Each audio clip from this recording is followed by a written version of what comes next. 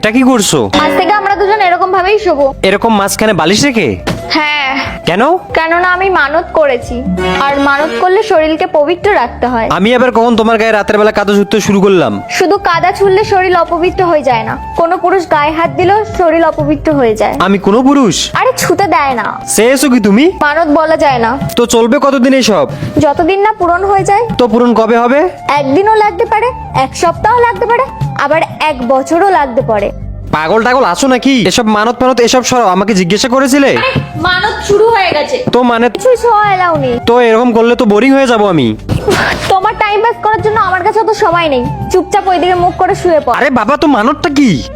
বাচ্চা চেয়েছি। হুম? হ্যাঁ। তুমি মানতে বাচ্চা চেয়েছো?